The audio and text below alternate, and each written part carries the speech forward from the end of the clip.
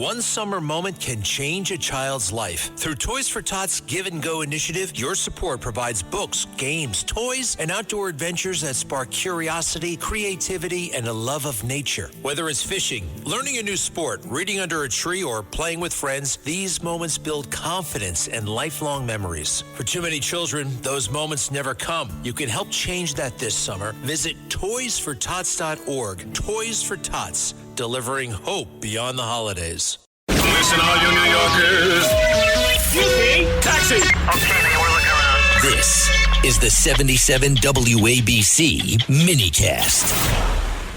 We have a special guest calling in. Yeah, Peter King. We have Peter King. Oh, I know Peter. The chair of Homeland Security in Congress, 28 or 30 years in Congress, one of the staunchest supporters of a Constitution, and a friend, I guess, he's a friend, a common sense Republican. Peter King, happy 4th of July, happy 250 years. I don't know if you've heard all our conversations. How are you doing today?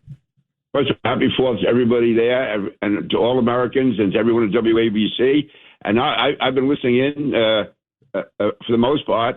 It was good to hear Michael Cohen's voice again. It's been a while. So, Michael, good to see you. Hello, my friend Peter. How are you? I'm doing fine. Also, let me just say as a parenthetical remark before we go off on tangents, a test of someone, Michael, is I've spoken to several people who are in prison with you, and they say you're a good guy up there. So to me, that means a lot. So there you go. Well, thank you. I tried. In fact, I don't know if they told you the story. I was so repulsed by how dirty, like, the place was and the walls. I took it upon myself to paint the entire place. And then I requisitioned white and gray paint, because the base has to be gray and then the top of is white. And I put together a little crew, and we just painted the whole place. They gave you the paint? Yeah, they gave me the paint, the paintbrush, the rollers, the whole bit. If you're going to improve the place, then free of labor. I was one of the higher paid inmates. I think it was 16 cents an hour. Did you report that in your taxes? I did. You had to, right? I did. Peter, this is Fernando Mateo. I'm sorry that you didn't, say hello to me and that you've been listening to me, but it's okay. I still love you. You know that. Peter, as long as you love me, I'm happy. Hey, Peter, do you remember when I was testing? Michael, Peter, let me finish with Peter. Why are you interrupting? Sorry. Everybody's a host in this place. Everybody takes command. Listen, Peter, I want you to be witness to this. Michael, if you get a call from the White House and you're brought back up there, I want to hold on to your coattail. Are you going to allow me to do that? Will you bring me along? Peter, do I want him? Probably not. Peter! Oh, my God. Peter! Well, let's see. You're what my else. favorite congristman. Let's see what else. By the way, he's everybody's has to favorite say. congressman. I'll never forget. I was at the hearing, and Peter was there, and they were questioning me about hacking. Do you remember that, Peter? I remember that hearing well. That's the one where you ended up pleading guilty for that hearing. I remember that. Correct, sir. And It was crazy. So they said to me, Mr. Cohen. And I was like, yeah, I think it was Devin Nunes, by the way, who was doing it. And he says, Mr. Cohen, he goes, I understand that you're a hacker. And I said, no, I'm not. And he goes, well, take a look at Exhibit 3. And he opened it up, and it's a massive, massive book. And he goes, read the first line. And it says, Michael Hacking Co. So he turns around and he goes, you're so bold that you are hacking, or maybe it was a Democrat who did it to me. And I turned around and I said, yeah, that's actually not the correct name of the company. It was Sir Michael Hacking Corp.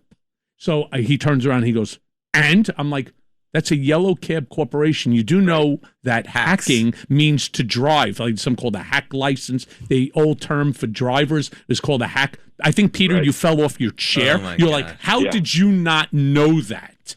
Right? It was so. That was probably not Devin Nunes. That sounds more like Swalwell. Or it could have been. You know what? It could have been. Yeah. Peter King, we were talking about how great the economy is. So many people miss this story because the media is biased. Came out this week that we learned the United States of America is producing 1,200 new millionaires every day in this country. -1. So it's 11.99. Oh no, now we got That's that's not a great. union. There's debits and credits. Yeah, right. That's true. But 1,200 new millionaires every day. I mean, listen, there are always some people who are left out and sometimes unfairly left out. No one is saying everything is perfect, but boy, we're missing a story. Now, as a politician, you're not running for office anymore. I would always advise a politician, never talk about how great the economy is, because they'll just find the one person who's not doing well. You got to talk about it in a more granular way. You say it not in a macro way. You say, hey, this guy, Fernando Mateo, did a great, did some great things with his businesses. But, tell us what your impression of the economy, especially from your perspective out on Long Island. I mean, it seems good to me. Yeah, overall, the economy is doing well, and there's no doubt that people are really making a move. But also, I mean, there are people who are being kind of called left behind or not moving as quickly, and there's different reasons for that.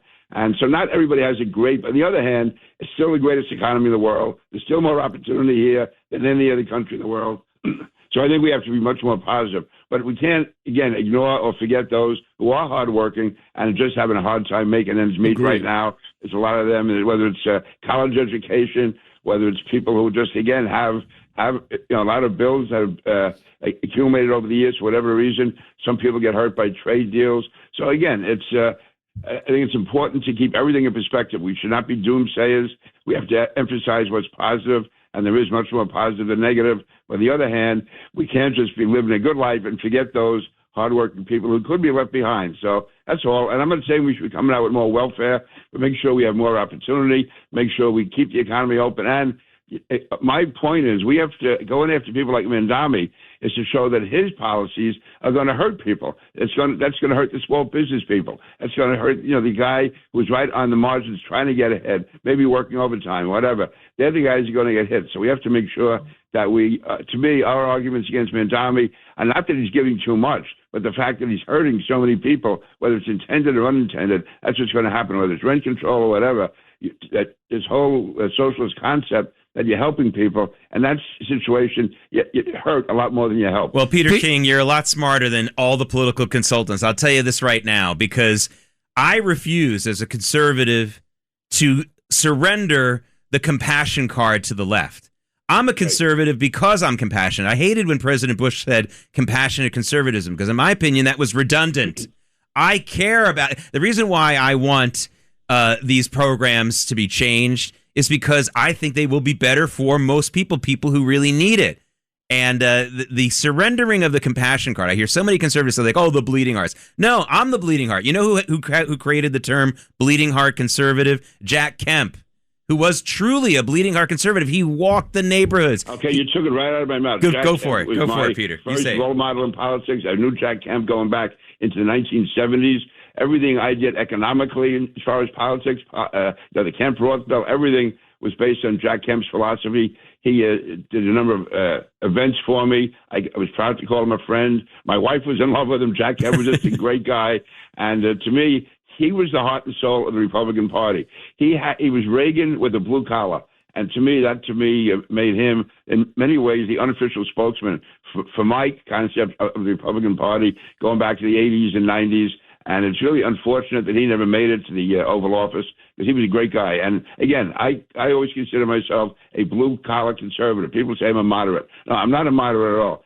I have really strong principles, but I also believe that you got to look out there for the working guy, the guy that works in the docks, the guy that drives the cabs.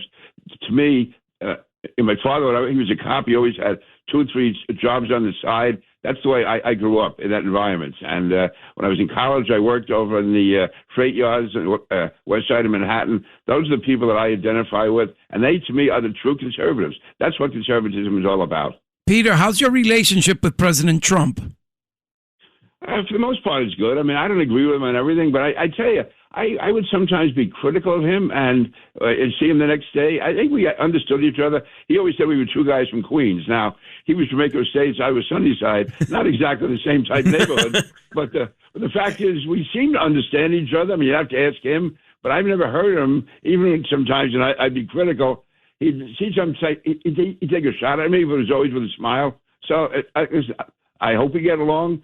But when I think he's right, I always, and listen, nobody supported him more during the whole Russia hoax collusion investigation than I did. I went down the line for him on that. Obviously, I voted against impeachment with Ukraine, and I stand with Donald Trump on all key issues.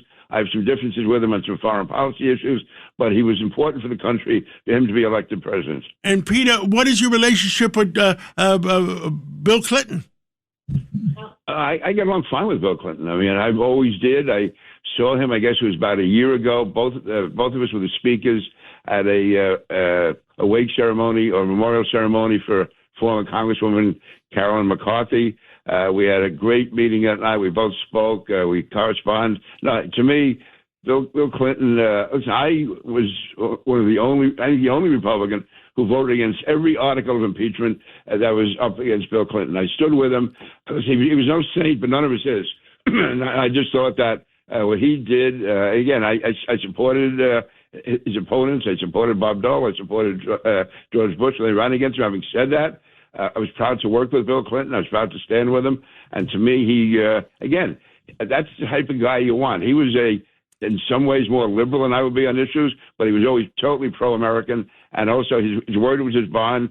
I found him an excellent president. I think the more history goes along, the higher his rating is going to go. So I'm proud to call Bill Clinton a friend. And I don't think either of us has ever said a bad word about the other. Now, something happened to the Democratic Party. Something happened in America. And lately, we're all analyzing it. And it seems like after President Obama took office in 2008, and moving on, there started to be a major change in America. I don't know. You are Homeland Security. Tell us what you know. Yeah, first of all, to me, the Democratic Party should be Joe Lieberman, Ed Koch. They to me symbolize what the Democratic Party should be, and to me, any American can rally behind that type of Democrat, just like Jack Kemp is a type of Republican. Homeland Security. That's when I first started seeing cracks, John. I guess it was during the Obama administration when I was doing the investigation into the radicalization in the Muslim community, and the overwhelming majority of Muslims are good Americans, but there was definitely a force within that community which was working, absolutely refusing to cooperate at all with law enforcement, which had ties to overseas organizations. And when I tried to investigate them, and I did, but I get such a knee-jerk reaction from so many Democrats, and I'm saying, well, what is this? I mean, we should be working together on this. And unfortunately, I had more support from some people in the Muslim community, a lot of it behind the scenes, than I did from some prominent Democrats. And what it was is, it seemed to me they just wanted to always believe the United States was wrong. If there was an incident, if there was something that occurred, and you had to decide who was right and who was wrong, they invariably come down on the side that the United States was wrong. It was I guess going back to what Gene Kirkpatrick said years ago, but it really amplified itself during the Obama years of blame America first. And that was it. And they just couldn't bring themselves to wave the flag, to be proud Americans. And now we see only 29% of Democrats say they're proud to be Americans. And you were, like I said, you were Homeland Security for a long time. And Joe Biden, me and you knew Joe Biden 30 years ago. Who was really running the White House when Joe Biden was president?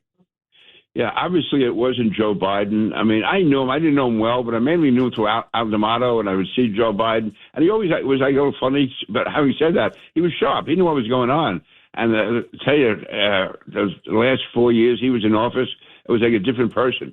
You see him like on television, and the look in his eye, that people saw in the debate with Donald Trump in 2024.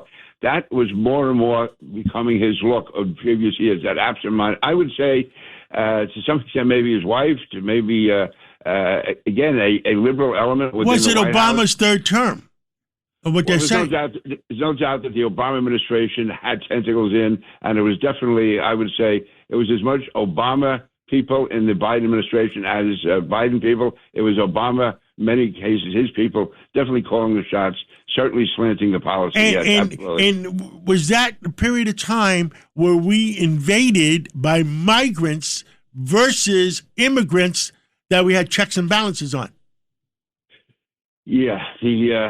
First of all, this big migrant push began under the Obama years. That's when it really began. And then when Biden was in, whether it was Obama's people calling the shots or whatever, the fact that you can let in, basically advertise the fact you have an open border and have 10, 12 million people coming in at a time. And there's so many different threats that come from that. One, you had the drug dealers coming across from the South. Then you have from South America, from Latin America.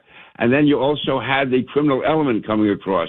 And not just the drug dealers, but, the rapists and, child molesters, sex traffickers coming across, but also there was the fact they were coming from overseas, from the Islamists were coming in. I mean, think of all the precautions we put in after 9/11 to keep terrorists out of the country, and now we were basically welcoming them in. So this was such a national security threat from so many different levels, from the terror threat, the narcotics threat, the sex trafficking threat, and just the overall breakdown of our society. So that to me, and yet if you even brought that up, you were considered a racist or a bigot. Well, I get that all the time, Peter, and I'm so thankful that we have somebody on that actually has the ability to play balls and strikes. This strikes on either side, it just doesn't work. You really do call it the way that you see it. It's amazing because whether you're Republican, Democrat, or Independent, I believe everybody should agree with one fundamental principle, that a country without borders, and this is Donald Trump's words, a country without borders, quite frankly, isn't a country. We need to protect our borders. We need to have a system where people who we want in our country should be permitted in, as John was talking about, as far as labor is going to be needed for the construction in the upcoming manufacturing with the trillions of dollars that are supposedly coming in. I 100% agree with you. There are individuals under the Biden administration, starting with the Obama administration, that just flooded through the country. Now, does that mean every single one of them are bad? Absolutely not. I would never be that callous to make that comment. However, I remember when my wife, they tell the stories about when they wanted to come. There has to be a process. So let's sit down, and you would know this better than anybody as Homeland Security. Let's sit down, come up with with real sensible immigration policy. They haven't done this in a very long time. We're going to need immigrants to operate all those new factories that President Trump is going to bring back to America. So absolutely, and that's where Peter can actually, help. So maybe, I don't know. Maybe you're not going to be retiring too quickly. Maybe we need a commission to have immigration of legitimate working people that want to come to America. We used to have an immigration in Ellis Island. We need 10,000 plumbers. Bring them in. Targeted immigration policies. Yeah, we need 10,000 electricians. Bring them in. Sensible immigration policy. Sensible immigration of people that want to work, not come in to America for a handout. And we leave the homeless in the streets, American homeless in the streets. Our veterans. Our veterans. Does that on 4th of July, does that not break your heart, America? That these people fought for our constitutional right, for us to be able to sit here right now. And we're putting in these migrants in the Roosevelt Hotel for $400 a night. Well, listen, there's a lot to be said about migrants and immigrants. John, I'm glad you brought that all up. But, Peter, one last thing that I'd like to ask you is, would you write a letter to President Trump asking him to pardon Michael Cohen? All right, would you do that? Would you do that for me, for Fernando Mateo? First of all, Michael Cohen can speak for himself more than anyone. He's a very articulate guy. But if I can go back to the immigration thing, I'm a grandson of immigrants. All my grandparents are immigrants. The fact is that immigrants are the lifeblood of our country if it's done the right way. Amen. So yes, we needed them. We need them for certain labor. We need them for certain skills. But also, anyone who comes to this country, when you think of it, you come over here and you don't know that many people, you don't have that much money, and you're willing to give up your own country to start over here in America. That's the type of spirit you need. Not the guy who's coming in to go on welfare. Not the guy who's coming in to take advantage of it. But that hardworking immigrant population, to me, they make America great. I always felt the hardest workers are the immigrants themselves. Their sons and daughters are almost as good, and then each generation after that gets more lazy. But to me, they are the lifeblood of society. I mean, I remember seeing communities in New York where the Koreans would move in and revitalize the community totally. But it has to be done legally. It has to be done that way. It's basically we have absolute no surrender. If a person is over here as an immigrant and they commit a crime, they get deported. There's no second chance if you're an immigrant coming in here. But other than that, they can add so much if it's done the right way. And unfortunately, that all collapsed during the Biden years. Peter King, Homeland Security is also now, of course, in recent years, the Secret Service has come under the auspices of Homeland Security. So we have to protect our borders. We also need to protect our president. We need to protect our candidates. I don't know if you've seen any of this Inspector General report that's come out in the last couple of days about the Butler assassination attempt and how, for example, there were no use of any kind of obstruction between the line of fire on that rooftop between that rooftop and the president. And we now that the counter drone Secret Service agent was frantically Googling in Google Maps the location of that rooftop when the shooting was occurring. We've got to get to the bottom of this. And I submit to you, Peter King, and I don't know what your position was when Secret Service moved from the auspices of Treasury to Homeland Security, but I have to say, when that happened, I was extremely, extremely worried because I felt that the Secret Service would become more politicized by that. So I'd love to have your thoughts on those things. Yeah, I think we have to look at that. And again, it made sense at the time, though, because we wanted to coordinate all of our federal law enforcement, all of our federal intelligence, get it as united as possible. Because before 9/11, you had all of them were in separate silos, and one wasn't communicating with the other. Now, whether or not the Secret Service should be kept separate, again, from the others, that could well be. But I think that a lot of what went wrong with the Secret Service was the administration during the Biden years and to some extent during the Obama years. To me, any police department, any law enforcement can fall to the side if it's not properly managed. And I think they got, whether it was lazy or whatever, like what happened in Butler, I remember that at the time. It seems these various mistakes were made. Like I know, for instance, when the president or any top official comes to New York, with the coordination between the Secret Service, the National Police, obviously the NYPD, Suffolk County Police, all of them come together and they start planning days and weeks in advance. And just that whole idea of having that access from the rooftop. We had just earlier that year had the cricket, international cricket tournament was here in Nassau County. Mm-hmm. And I remember Pat Ryder, we had every building within the games being played in Eisenhower Park, any building of any level at all. There were cops there. There were people monitoring it. And that was the fact that you would have the President of the United States in and you would have a rooftop within just a couple hundred feet of the president and nobody securing that, to me, is absolutely unbelievable. Now, I don't believe there's any conspiracy. I'm not into that. You're not going to have a conspiracy with some guy who is a mental case.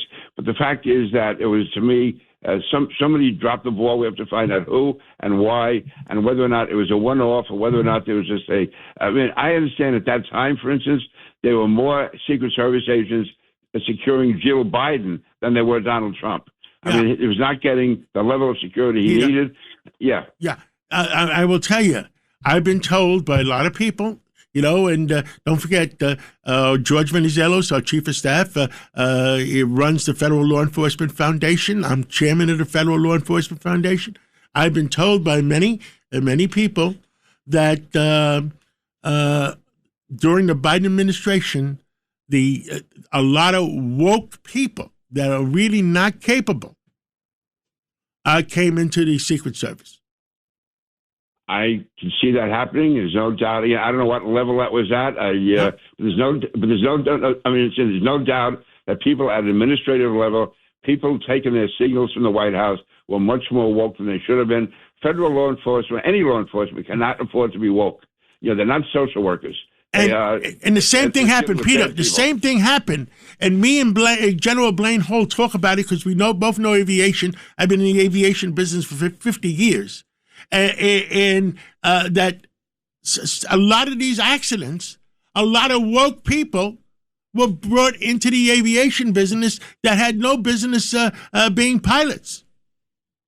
Yeah, I'm glad Sean Duffy is in there now as, again, in charge of transportation. He is a solid guy. No, you're right. I think the woke element pervaded all elements of our government. If you're talking about aviation, you're talking about law enforcement, those are areas where you cannot afford to be woke. Maybe some social issues somewhere, but not at that level. Absolutely not. But there's something that bothered me terribly when you're talking about the woke community after Butler, after the individual who was hiding out on the golf course. What bothered me the most is some of the commentary that I was receiving on my social media platforms. In my entire life, I don't care if you like the president, I don't care if you dislike the president. Some of the commentary that was coming out, including on some of the networks, the cable news networks, were so despicable.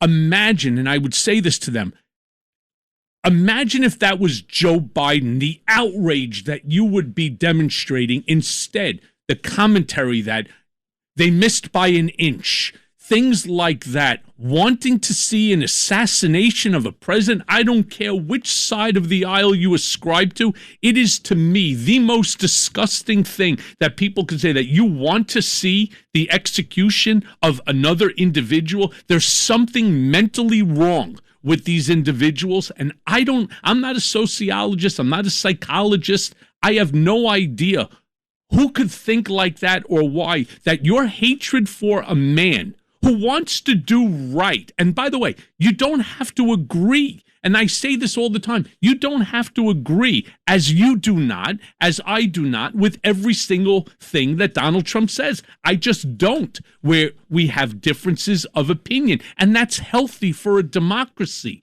But to want to see the execution of your president, there's something mentally wrong with these people.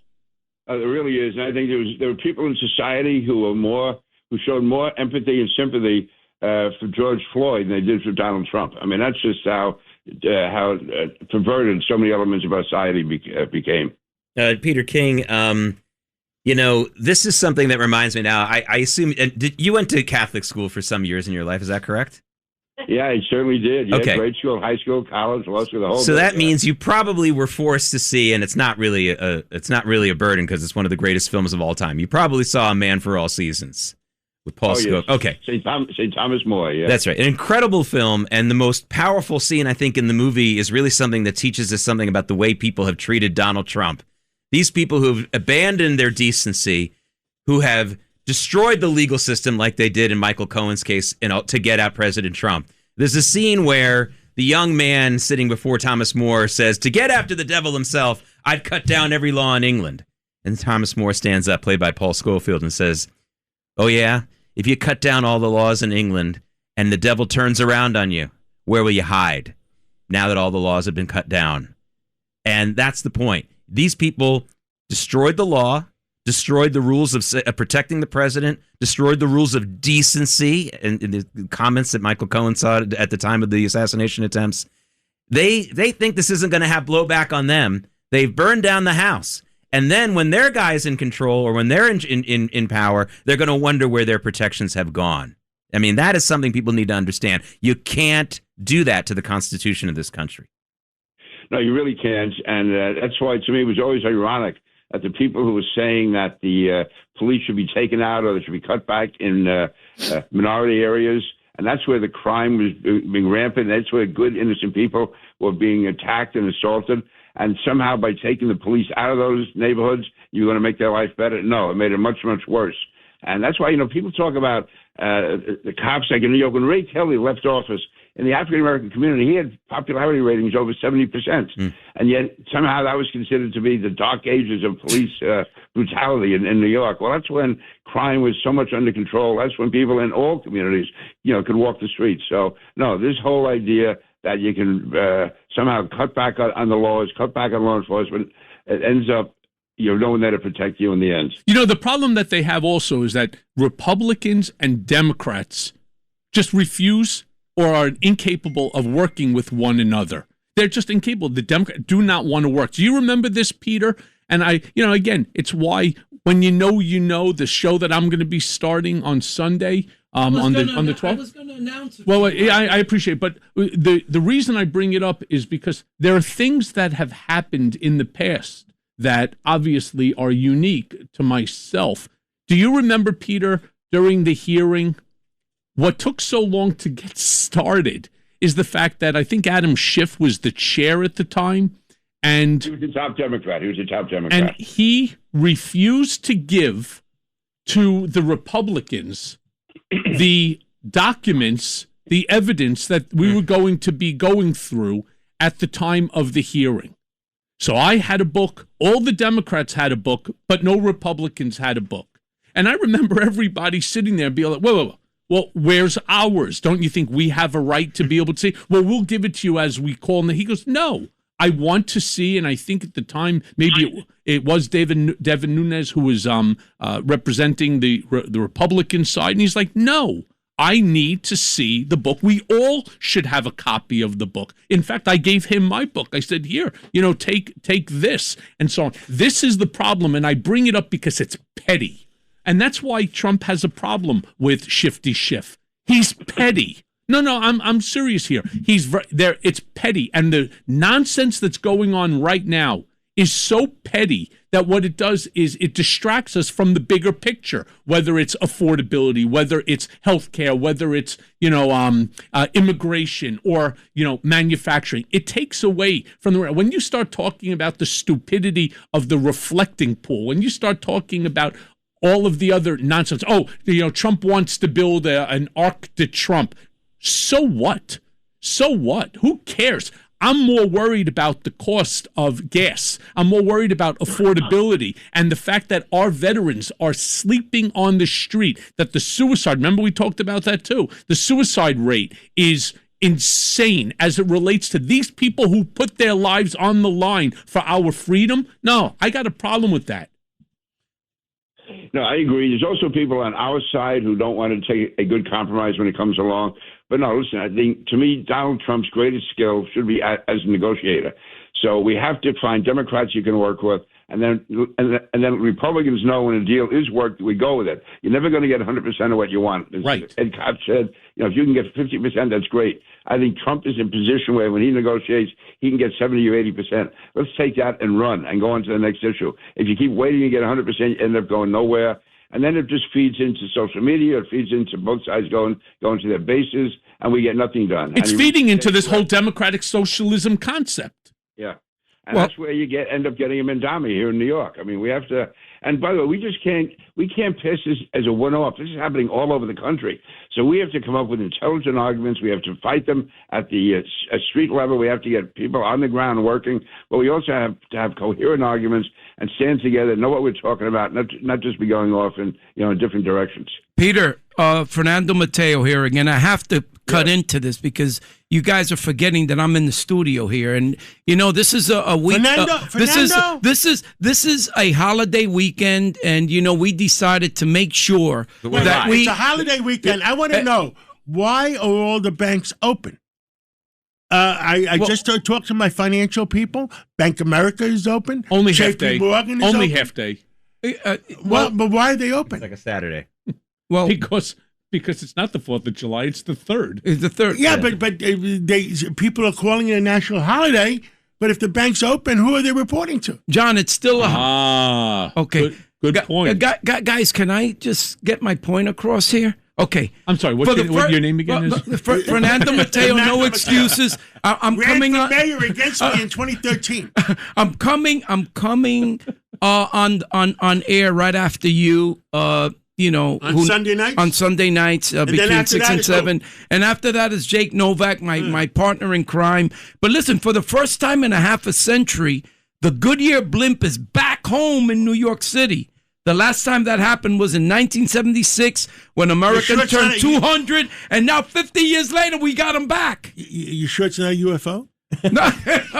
No, listen, Michael, I know that you mentioned that you can't travel to certain countries because you're a felon. Not on my American passport. Oh, but you can travel with your Canadian passport. With my Canadian passport. Okay, so you found the loophole. Well, that's how you got to do it. That's what I do. Okay, so why should you do it? Listen, I want to ask you something, Michael.